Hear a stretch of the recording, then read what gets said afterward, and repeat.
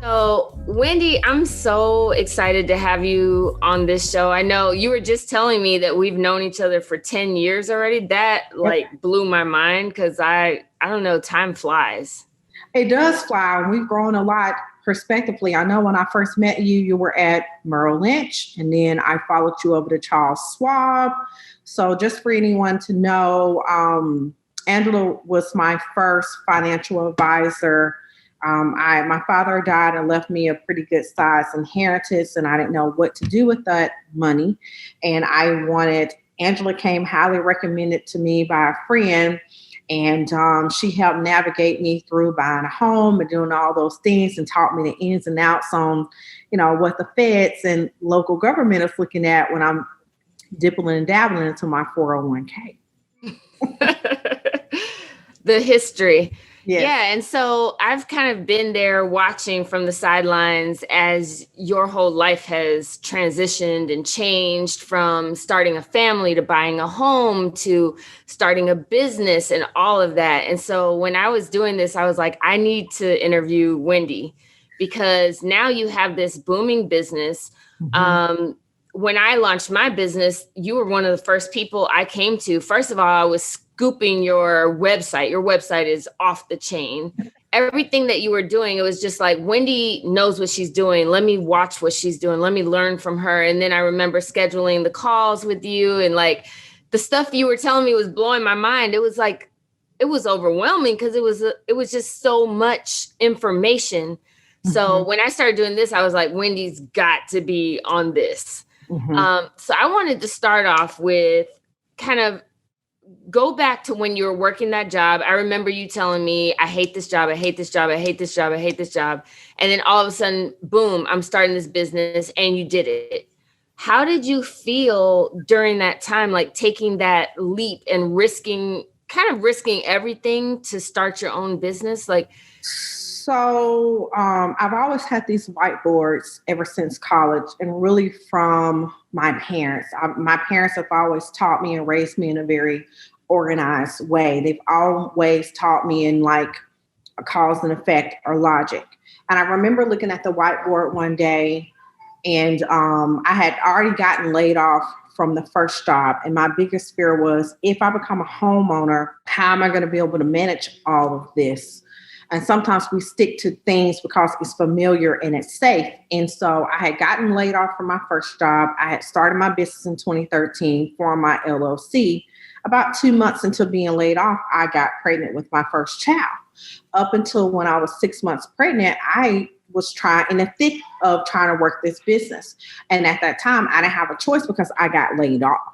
But I actually got another corporate job as a recruiter at another college when I was 6 months pregnant. I hid my pregnancy because I was like, I need cash flow. I need proper insurance. This local, whatever insurance we have in Atlanta, it's not going to cut it. I need it. And I remember having my child, going back to work. I was probably at that job for about a year. And I had wrote on that whiteboard, I want to leave my corporate job in March of at that time, it was 2015. And I remember looking up and I said to myself, it's 2 or 3 days before the end of the month. What am I going to do? And I had to have a comment of Jesus with myself. I was like, well, Wendy, you can get fired. You got laid off. You made it work. What's the difference in you going to work and getting fired? You're going to have to make some type of decisions. What's the difference in waiting? You're miserable. My mind told me I'm smart, but I was struggling with juggling, working a full-time 40-hour-a-week job. I was a breastfeeder, a brand new mother, and I had a budding business, and I was a single parent. At the time, me and my children's dad wasn't on the best terms. And on top of things to make it worse, he is a truck driver. So he was gone 6 to 8 weeks at a time. So I was literally here by myself doing it. And I said, I'm smart, but I don't have time to implement the things that I know that I need to do to make this money. I was down to my last $20,000 in the bank of what we had talked about. And I said, nothing is promised to me. I can keep going to work and I can get fired, because at the time my performance at work wasn't as great either.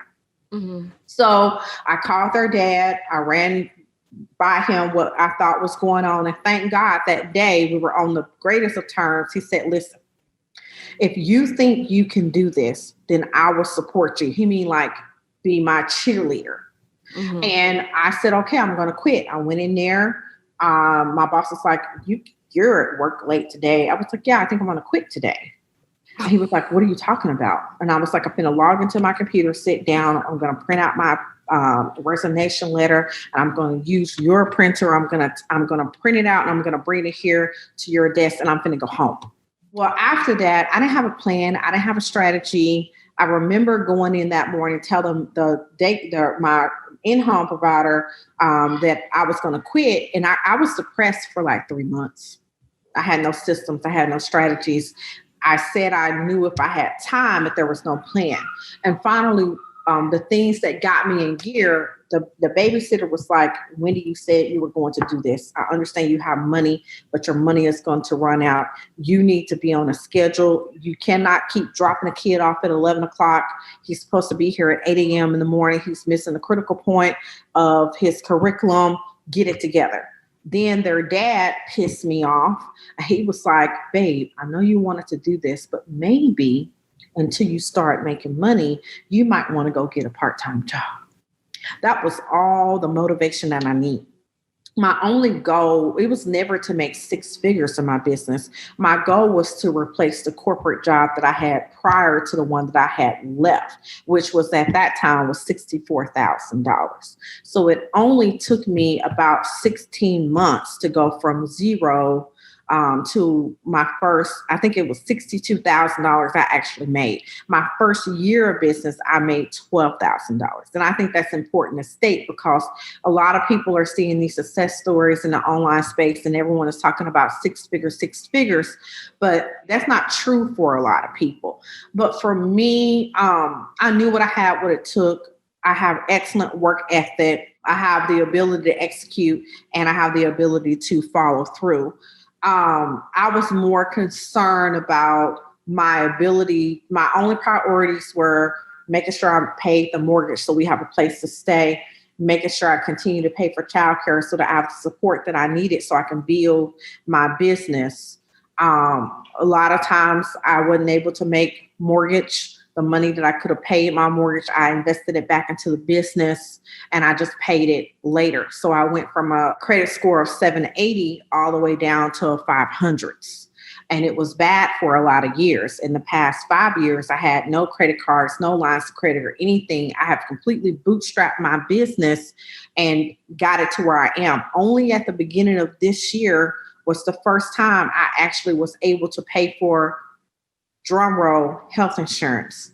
I just got 3 lines of credit to start rebuilding my credit because now I want a brand new car. But I think that's a lot of things people don't talk about. They talk about the glitz and glam of business, but they don't talk about what happens in the trenches. But I was confident that I was going to make this work. But there were a lot of nights that I stayed up and I cried and I had 12 and 15-hour days to build the things that I needed to have in place to support the clientele that I knew that I needed to service so that I can make the revenue that I need so that me and my children would be financially secure. So in the bio that you submitted, you made this comment, and I'm just taking a piece of it, but you said that you help business owners streamline their day-to-day business operations so they can safeguard their business from inconsistent and disruptive practices. Mm-hmm. And I was like, wow, that's such a strong statement. And I know that you've done a lot of this in your own business. So it's not one of those things where you're telling people to do something you're not personally doing. I know for a fact you're doing these things. So can you talk a little bit about what that means? Yes. So a lot of times with a lot of different service providers, we do things by the seat of our pants, meaning that we offer a prospect or a client a suite of services or a service, and they wonder why the customer is dissatisfied. There was no structure in the deliverables And if there's no structures in the deliverables, there's no way to decipher, if the client is getting what they paid for. I call it a framework too. So I'll tell you guys what that means to me really quick, and I'll break it down because that's going to help me even more. So let's start with one thing. One, every business needs a system, but a lot of times when I use the word system, people doesn't understand what that means. And as a whole, because you took a little bit of it, it means that it's a collective body of rules your business follows to proactively respond to daily and high-level scenarios your business might encounter so that growth isn't disrupted. A system is an interactive, responsive plan to protect your business from inconsistent practices. That is where that came from. Also, I want to add something else. Everyone needs some type of system, but people also need to have some type of framework. And people ask me all the time, what in the world is a framework? It's a written step-by-step, rinse and repeat proprietary process for your client and you to follow so that the goal is reached. It protects you from over-delivering, and it holds the client accountable for what they said they wanted to achieve. It allows you to track their rate of progress, make real-time adjustments so that you can give them the support that they need. So back to your question at hand. I have those things because I can hire you. A lot of times when clients hire us, let's just be honest, they're ignorant.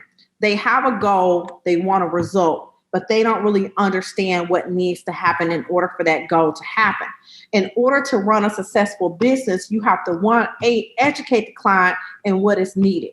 Two, you have to be there to identify what's the cause of why the client is not getting a result. A lot of people sell a service, but they can't even properly identify why the client isn't reaching a goal. And then once they identify what's the reason why the client is not reaching the goals, they're throwing information at the client. I believe with the framework, you work with a client in a chronological order, addressing things that need to happen so that everything that they need to have that proper transformation happens in that space.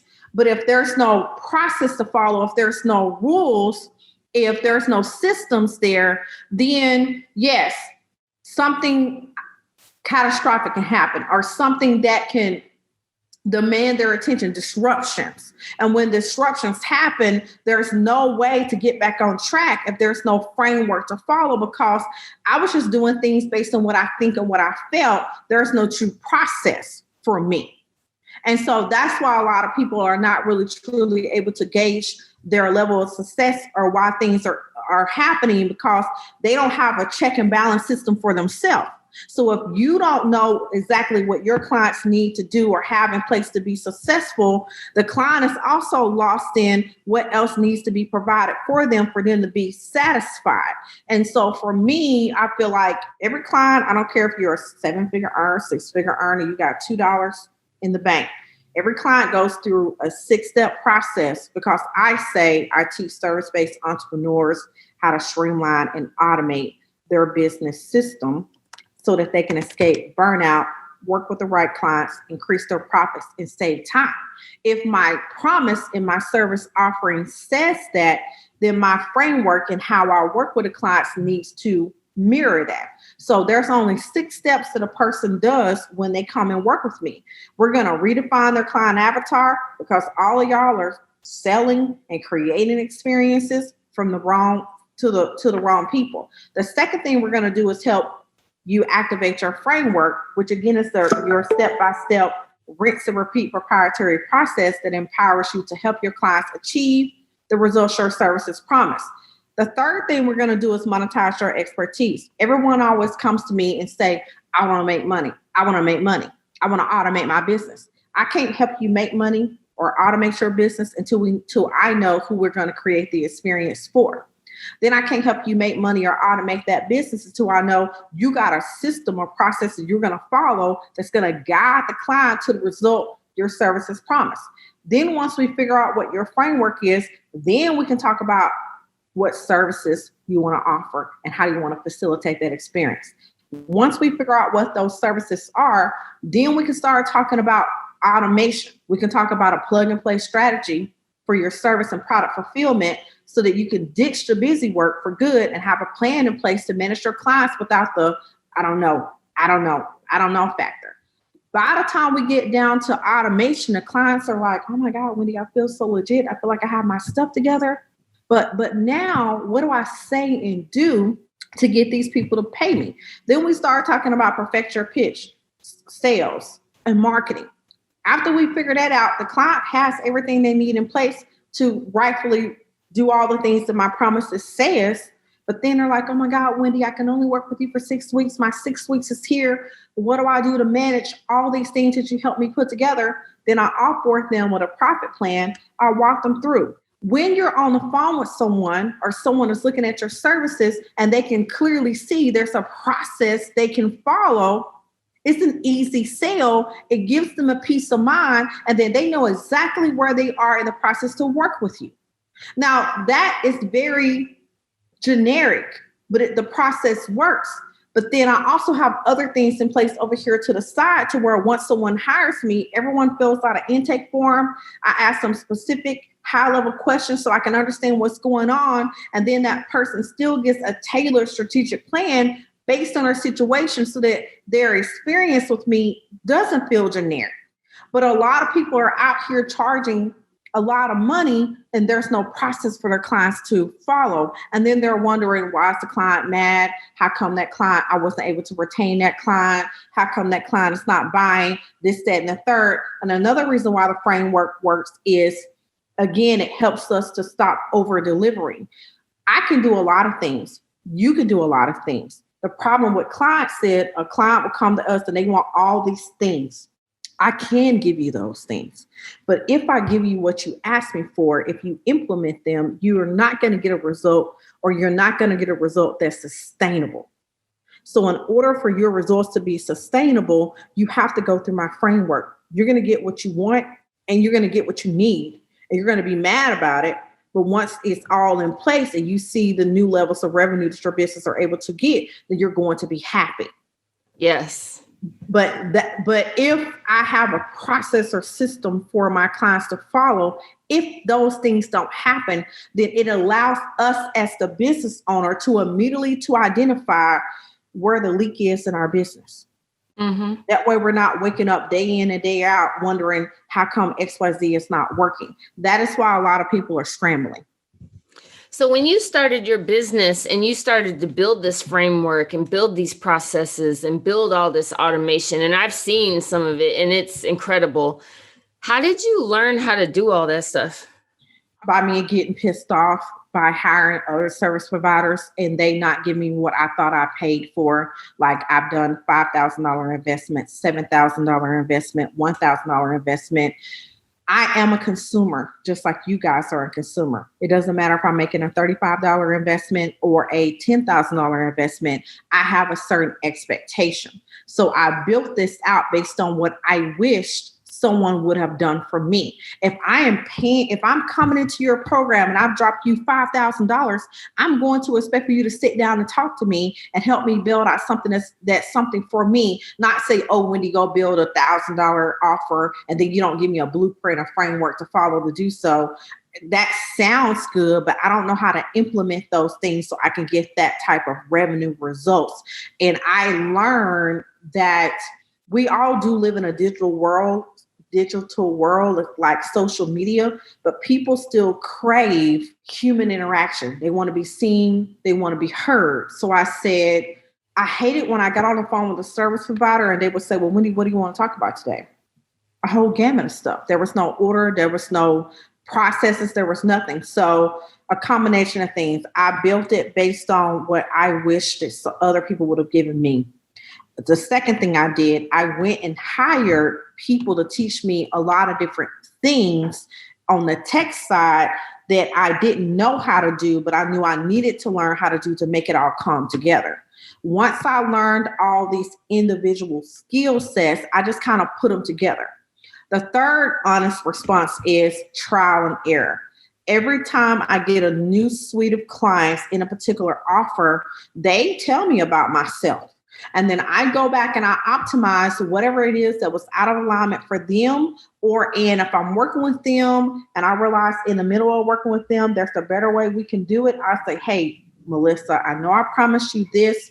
This is not working for me. This is stressing me out, or whatever. I'm changing this because clients don't care. They just want the result, and they want you at the most efficient way possible. So it was a vision of what I felt like things should work in the consulting world. One. Two, I hired help to teach me different moving parts because I wasn't tech savvy at the time. Now I am. And I did that because I didn't have a lot of money. Again, remember, I bootstrapped this business. So when I got my website built, that was a $2,100 investment. She told me it was going to be $250 every time I needed to make a change. I did not have that kind of money. Mm-hmm. So I learned that whenever I hired someone to do a job for me, I always asked them to show me how to manage it. I asked them to record the training with me. And then when I need to go fix something, I go back and I watch the video and I make the changes myself. So when I started out as a life coach, but then I realized I'm not warm and fuzzy. And because I had built these systems, my clients were like, who built that for you? I built it myself. Can you do it for me? And that's how my now business for the past 5 years started. And I'm an introvert. I love to problem solve. I like sitting in here watching my ratchet TV in silence and working and hollering at the kids that they run through the house and getting it done. So that's how I got to where I am. I love that so much. If you had to go back and let's say you knew everything you know now, but you hadn't started this business yet, is there anything that you would do different if you had to start a business from scratch today? Yes. Step one, I would have trusted my intuition. There were a lot of times over the years I've gotten bad advice and I knew better, but because that person was of prestige and they had the perceived dollar amount that I was trying to get to, I took what they said as gospel versus being honest with myself about what I wanted to do and what I could do or needed to do based on my expertise, skill set, and our comfort level. I would have not let a lot of people talk me out of my vision. A lot of the things I'm doing now, I was not confident enough or bold enough to do then. That's one. I would have listened to my first mind and just figured it out and let myself know it doesn't have to be perfect. I'm only required to be professional and ethical with my clients and communicate. It doesn't have to be perfect, but I do want to put my best foot forward and make sure that my services or my offerings look as polished as possible. That's step one. Step two, I would have worked from a framework. That would have caused me so much stress, and I got burned out a lot because I was overextending myself. It was like my body of work had no end in sight. So a lot of times I started to resent my work because I charge one rate, but because I can do a lot of things and there was no true cutoff time, the clients pretty much milked me for years. And I didn't know how to cut it off. I didn't know how to increase my rates. I didn't know how to do anything. And then the third thing I would have done early on is affiliate marketing. And I mean it multifaceted, meaning like I would have become more proficient in the services or platforms that I recommend my clients use and be partnering with them early on to build that up, that revenue stream up. I would have partnered with people like yourself or other people who had complementary services. Because again, we only got so many hours in a day and I can't be everything for you guys. And my clients do need a whole gamut of things. So it makes more sense for me to partner them with other people that I trust, meaning that I hand them off to you. You assess whether or not they are a viable candidate for your book of business. You receive payment. I get a percentage of any referrals that are out. So again, diversifying my income in a way where it did not overextend me, and it's an extension of my existing brand. So now that you are where you are there any other things that you want to achieve in your business? Any other big steps you plan to take? Or I want to stop being scared of being so visible. I mean, this week I'm recording a new video, a commercial. I'm definitely scared, even though it's what I want. I don't like being in front of the camera, but I only make the most money when I'm most visible with you guys. It's the funniest thing ever. But I want to scale back. I want to take on less clients because I love the one-on-one. I like the meticulous. I enjoy getting to know you guys, working with you guys one-on-one. Right now, business is crazy. I have 28 private clients. That's way too many for me to be managing at one time. I want to successfully offboard these people. I would like to only have 7 private clients per month. At some point when I grow up, I want some type of membership, but I'm not sure about what that looks like because my business truly is custom made per client. But I know I want to do some type of membership because I just love recurring revenue. Let's just keep it real. But I think moving into the next year, I want to do more live workshops, and they can be virtual. I think people learn in person where they can actually get their questions answered in real time. So I just want to have my signature offer, which is Operation Get Done. Mm-hmm. You can say it. Operation Get Shit Done. Which is a 6-week incubator where people come into so I can help them streamline and automate their business systems. I'm going to always keep my 90-minute sessions because I give everybody everything they need in that 90 minutes. They just don't feel like they can implement what they need. And then they come in and they work with me for 6 weeks. And then I want to do workshops. And then I want to have some type of on-demand offer that I'm working on now with my copywriter, to where it's just a template of everything that you guys need and you can plug and play. You have everything that you need and you just don't have me in person, and you get it at a fraction of the cost. So just rolling out these we're not really new, but rebranding and finessing what's in place so that I can serve more people in less time and feel like I'm giving more quality. Because I need a better work-life balance. Since COVID hit, I took my kids out of public school and they're home. I'm a homeschooler. They're not a remote school. So I want to be more mentally present with my children. And when I'm with my clients, I want to be with my clients. When I'm with my family, I want to be with my family. I no longer want to work these 10, 12-hour days, even though my business is fully automated, but I've overextended myself with so many clients at one time. And so I want to not feel guilty about how I'm spending my time. Mm-hmm. So I know that doesn't sound fancy, but that's what I'm working on. And I have a plan. It's just a slow rollout.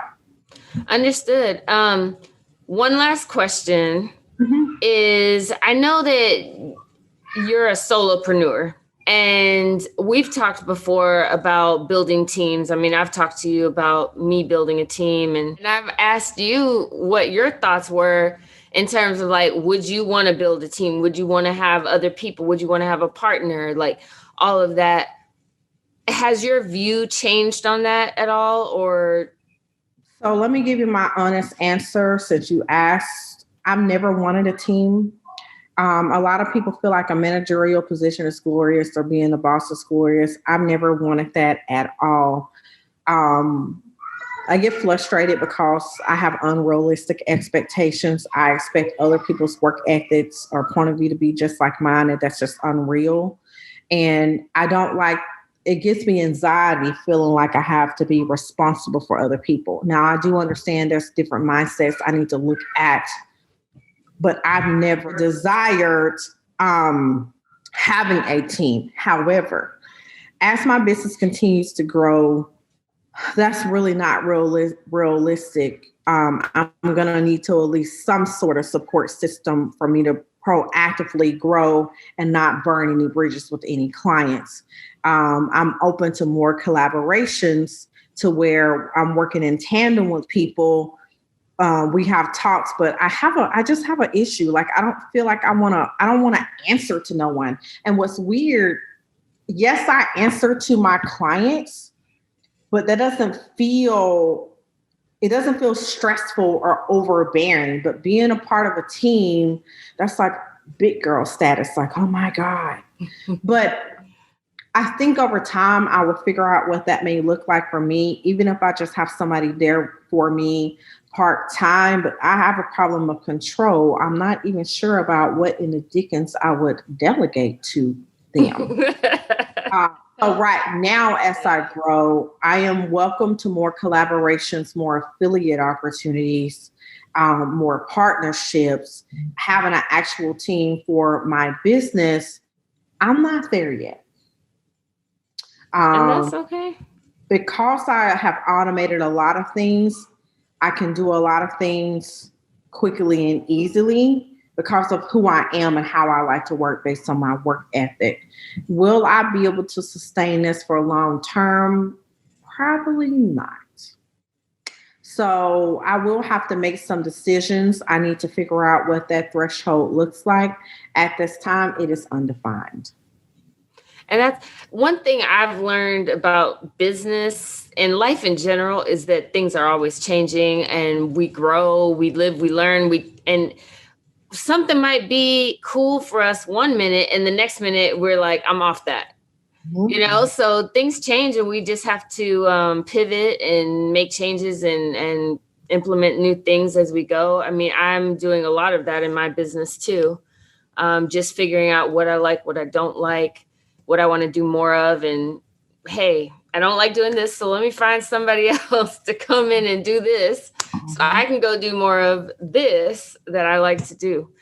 So this has been amazing. Is there anything else you want to leave with everyone? And then at the end, I'm going to ask you to share information about how people can find you. I think we live in a world in a business sense that I think a lot of reasons why people struggle in business, they're constantly looking to see what everybody else is doing. And I think the quickest way to success is to do what I did, is sit down and be still and look at business from a consumer standpoint. Ask yourself, what are your expectations? What do you need? And if you're able to build your business from that standpoint, you're going to naturally attract people who are looking to experience things in the same facet you are. And a lot of people keep asking me, how do you keep finding these high ticket clients, Wendy? I don't find them. I attract them. I am my client. So I know exactly what to say on social media or within my emails that will either trigger them, make them stop what they're doing and paying attention and really take an honest look at their life, or help them to better identify that I do have an opportunity to reach my goals. I just need different strategies or a different pathway to get there. And I open up their minds to the possibility of what could be. Because here's the trick. When you post content that shifts a person's perspective, you have them. When a person gets clarity, it automatically naturally creates additional questions. They want to know other things. And if you post content in a way that they have been struggling to articulate, it automatically feels like she gets me. I no longer have to explain this to someone else. No one else has been able to communicate this in this facet. Wendy must have an answer. People inbox me. They ask me about whatever it was. I don't sell to them. I have a conversation with them. And then based on what comes to that conversation, we decipher what their next steps are. So you can look at the competition or what other people are doing for inspiration, but don't build your business based on how you see someone else is doing. You don't have their skill set. You don't know what downloads they have gotten from above. You don't know what strategies they're going to deploy to make that happen. It looks good, but you don't really understand all of the working parts. So build a business in a sense that naturally makes sense to you, because when we try to put ourselves in a bucket because it looks good, because it's worked for someone else, that's why we struggle. And that's why I fumbled for years. Everyone was trying to make me build my business the way they wanted me to build it. And when I stepped away and I said, what makes sense to Wendy? That's when people started attracting. It was like I had honey on me and the bees were coming home. And I think if people think about it from that perspective, it would make business so much easier, and you will start asking yourself the higher level questions that need to be answered so that you can get clarity in all areas of your business, not just, well, what do I need to do to make the money? Because if you can have all the money in the world and then you have a fulfillment issue, you have an onboarding issue, you have customer service issue, you have a lot of different issues, or you can have all the money in the world and you don't have a proper tax strategies in place, and now the IRS is hitting you up. And so it just, for me, it helps everyone looks at everything evenly across the board, and it doesn't create a sense of, a lot of times, or last thing I'll say is, a lot of people are not successful because they're operating out of a space of desperation, because they're operating in something that's not true to them. 100%. So tell everybody how they can find Wendy Anderson. So you may go over to my website, which is wendynicoleanderson.com.